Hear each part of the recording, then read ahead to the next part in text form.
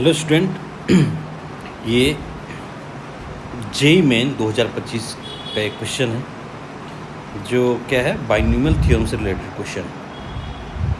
अब आइए इस क्वेश्चन को कैसे सॉल्व करते हैं। क्वेश्चन देखो क्या दे रखा है कि alpha beta gamma delta with the coefficient of x to power 7 x to power 5 x cube and x।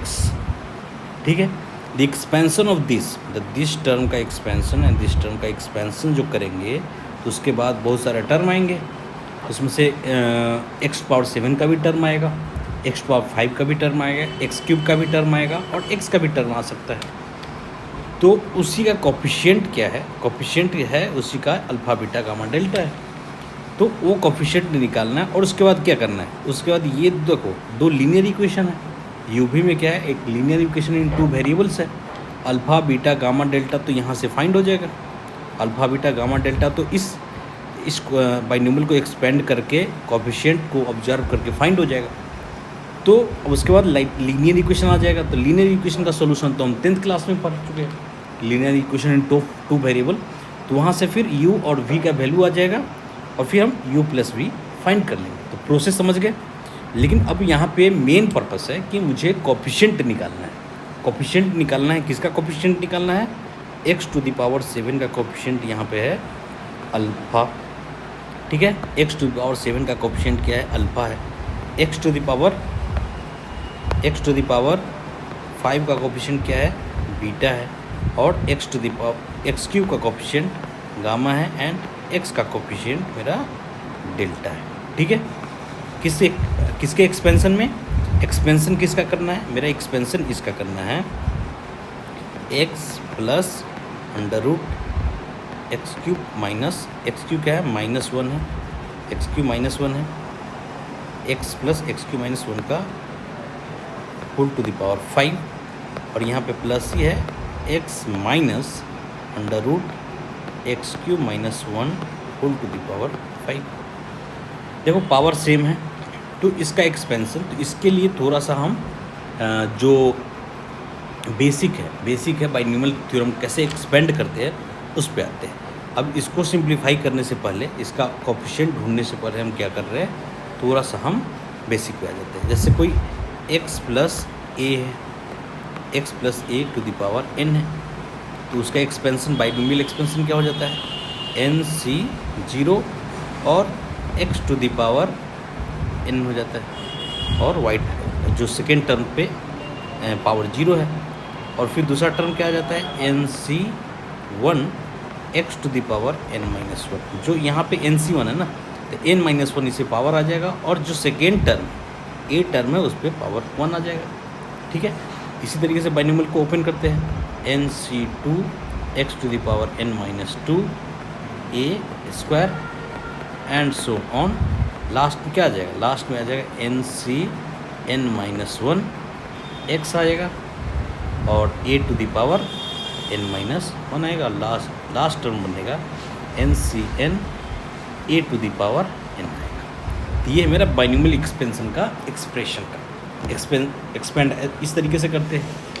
और इसी में अगर x माइनस ए, यही चीज़ है, अगर x माइनस ए का मुझे एक्सपेंड करना है, x माइनस ए का एक्सपेंड हम कैसे कर सकते हैं? तो यहाँ पे जहाँ पे a लिया था अब माइनस ए लेंगे। जहाँ पे a था इसका मतलब एवरी जो ऑड टर्म है, मतलब और जो एवरी जो a पे पावर ऑड जहाँ है वो कैसा हो जाएगा? वो निगेटिव हो जाएगा। इसका मतलब a पे odd power first second term fourth term ऐसे आ रहा है। इसका मतलब कि हम ऐसे लिख सकते हैं कि nc0 x to the power n। ठीक है, यहाँ पे माइनस आ जाएगा nc1 x to the power n-1 और power a to the power 1 आएगा। फिर plus nc2 x to the power n-2 a square आएगा। फिर माइनस आ जाएगा, अल्टरनेट माइनस प्लस चलता जाएगा। जब भी माइनस यहाँ आ जाएगा तो फर्स्ट टर्म पॉजिटिव से स्टार्ट होगा, उसके बाद निगेटिव, फिर पॉजिटिव निगेटिव पॉजिटिव निगेटिव और n पे डिपेंड करेगा लास्ट टर्म। n पे डिपेंड करेगा लास्ट टर्म निगेटिव होगा या पॉजिटिव होगा। n अगर ऑड होगा तो लास्ट टर्म का कोफिशिएंट भी क्या आ जाएगा? माइनस में आ जाएगा। यहाँ आ जाएगा nc3 x to the power n-3 a cube and so on. Last term के देखते हैं, लास्ट टर्म हम ऐसे लिख सकते हैं -1 to the power n, NCn a to the power n। अब n ऑड है या इवन है उस पर डिपेंड करेगा ये मेरा लास्ट टर्म का। अब देखो यहाँ क्वेश्चन क्या है कि समथिंग है, a है और b है, a plus b to the power 5, a minus b to the power 5। यहाँ पे दोनों पे क्या है, n इक्वल है, मतलब पावर क्या है, इक्वल है। इसका मतलब इसी टाइप का एक्सप्रेशन हो गया। इसी दोनों को ऐड करेंगे तो मेरा एक टर्म तो कैंसिल आउट होने वाला है, ऑड वाला टर्म कैंसिल आउट होने वाला है। बेसिकली मुझे करना क्या है, ये टर्म कैसे आएगा, ये एक्स टू द पावर 7 कैसे आएगा, एक्स टू पावर 5 कैसे आएगा, एक्स क्यूब कैसे आएगा, एक्स कैसे आएगा, उस पर भी चाहिए था। एक्स क्यूब कैसे आएगा, तो हम मेरा x7 तभी आएगा जब ये, क्योंकि ये एवरी टर्म में ये दोनों टर्म आ रहा है। एवरी टर्म यहाँ पे फर्स्ट टर्म में नहीं आ रहा और लास्ट टर्म में दोनों टर्म नहीं आ रहा है। अदरवाइज सेकेंड टर्म से लेके सेकेंड लास्ट टर्म तो मेरा दोनों टर्म का मल्टीप्लिकेशन हो रहा है, या दोनों टर्म का मल्टीप्लिकेशन हो रहा है। अगर ये तो ये क्या है, इरेशनल नंबर है, ये है, इस पे पावर क्या है, इस पे पावर फ्रैक्शन पावर है, और इस पे पावर रेशनल पावर है, मतलब इंटीग्रल पावर है। तो दोनों को जब मल्टीप्लाई करेंगे तो फ्रैक्शन पावर आएगा। लेकिन मुझे चाहिए क्या, मुझे चाहिए x टू पावर 7 और x to power 5, x cube और x चाहिए। ठीक है, तो ये कब आ सकता है, जब मेरा ये स्क्वायर रूट है या तो इवन पावर पे आ जाएगा, मतलब जो ए का स्क्वायर आएगा, ए का स्क्वायर ए पे 4, मतलब ए पे जो पावर आएगा वो स्क्वायर आएगा या 4 आएगा या 6 आएगा। लेकिन यहाँ तो क्या है, n 5 तक गया है, n 5 तक गया है, तो या ज़्यादा से ज़्यादा क्या आ सकता है, 2 आ सकता है, 4 आ सकता है। तो वहाँ से 2 ओपन होगा, वहाँ से हम मल्टीप्लाई करके सोचा जा सकता है कि हम मेरा x7 या x5, x क्यूब, x का कोफिशिएंट क्या क्या आ सकता है।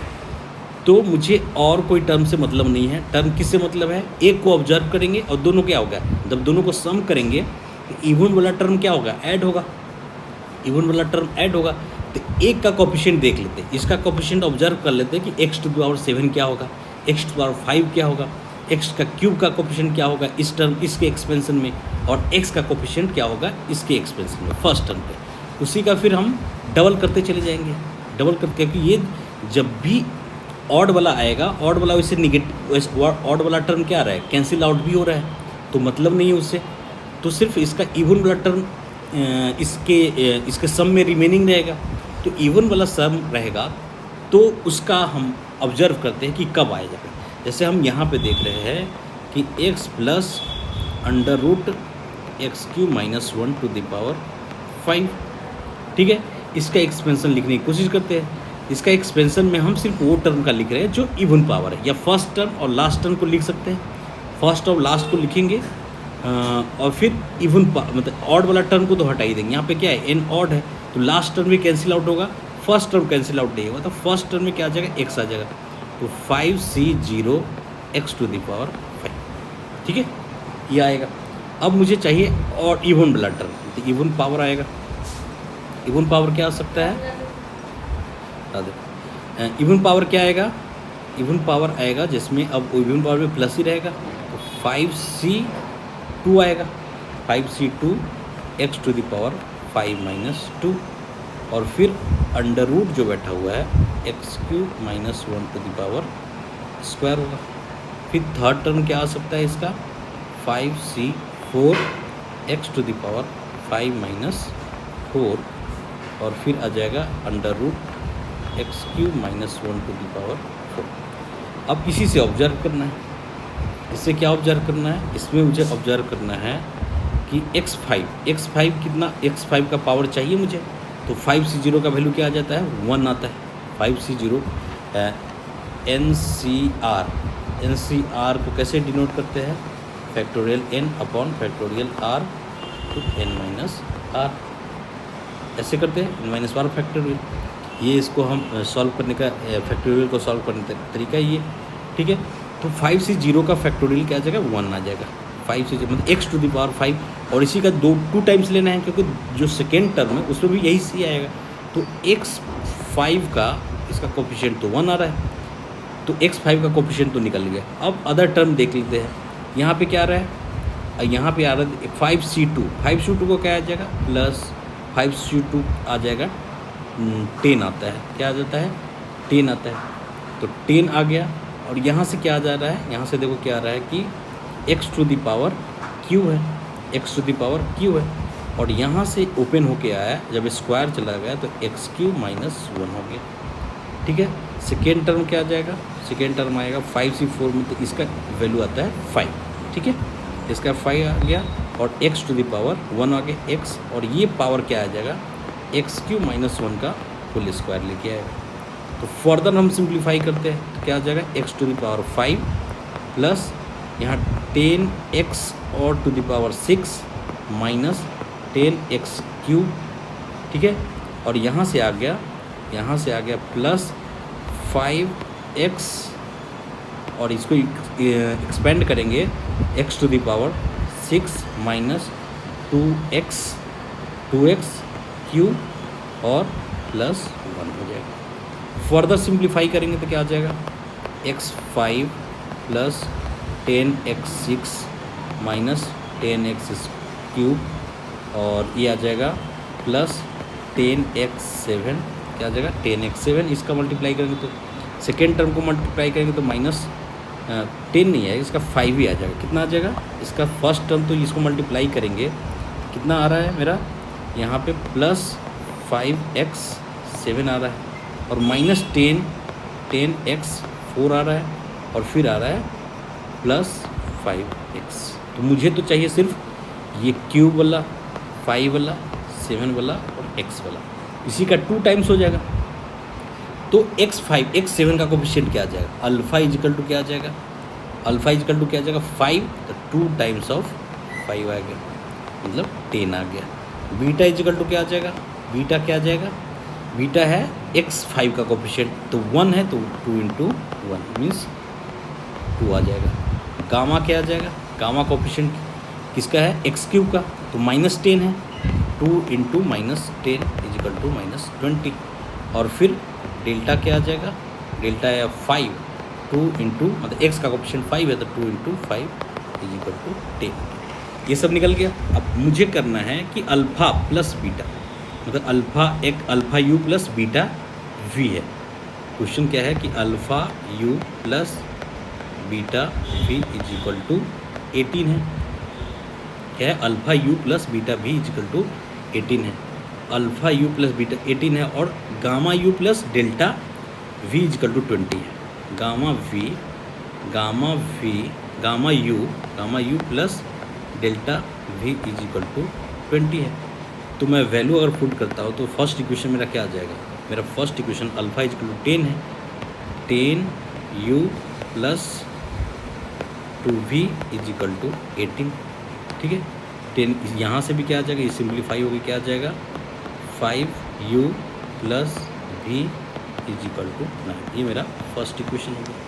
क्या हो गया? First equation. दूसरा इक्वेशन क्या होगा? जब पुट करूँगा गामा का वैल्यू तो -20u plus 10v is equal to 20। ये सिंप्लीफाई हो क्या आ गया? -2u plus v equal to 2 आएगा। 10 से मैंने डिवाइड कर दिया। अब ये मेरा सेकेंड इक्वेशन है। अब इसमें क्या करेंगे? इसको सब्ट्रैक्ट कर देंगे। सब्ट्रैक्ट करते ही क्या आ जाएगा? 7u इजिकल टू 7, तो u इजिकल टू आ गया 1 आ गया। क्या आ गया? u इजिकल टू 1 आ गया। u इजिकल टू 1 आ गया तो v किसी इक्वेशन पुट कर देंगे। u इजिकल टू 1 आ गया तो v इजिकल टू 4 हो जाएगा। v इजिकल टू क्या आ गया?